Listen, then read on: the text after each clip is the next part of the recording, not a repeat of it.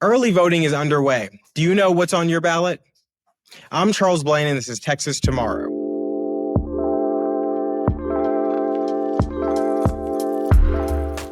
I'm not even going to waste time with the top of the ticket. You know who is on your ballot, and you most likely know who you're going to be voting for. But do you know exactly what's on your ballot? That's the question.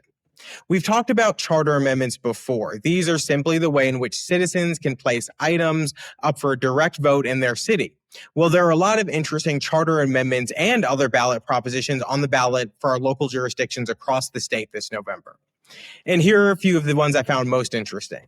In San Antonio, there's a push to change the city's ethics policy. Some want to add a definition to its conflicts of interest, and others want to provide the Ethics Review Board with more funding and expand its powers to accept complaints.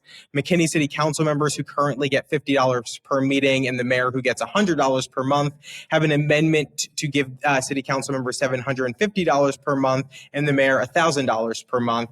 Dallas is also looking at increasing its mayor's salary to $110,000 and city council to $90,000. They also have a charter amendment to change the charter amendment process, which would give petitioners 120 days rather than 60 days to collect signatures and reduce the number of required signatures from 10% of qualified voters to 5% of qualified voters.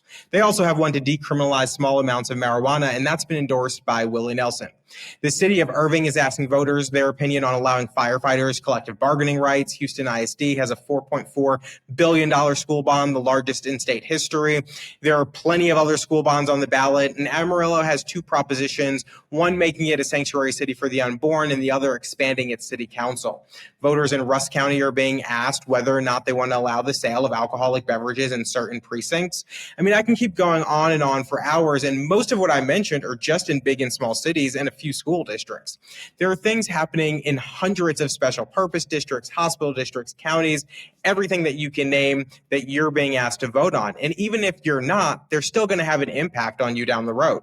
And that's the point with all of this. So much of our political conversation right now is focused on the candidates we choose, and little is focused on the debt we're taking on, the rules, ordinances, and policies we're changing, term limits, pay, pensions, all these other issues that are deeply important but take a backseat to the candidates.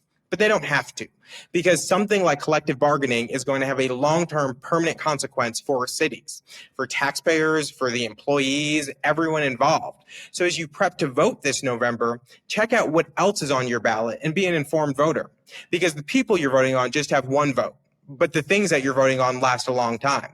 And then once this election cycle is over, possibly consider pursuing your own charter amendments that you think are important. These are tools that you have at your disposal, so please use them. We've talked about them plenty of times on Texas Tomorrow, so you can go and find an episode where we tell you how to do that.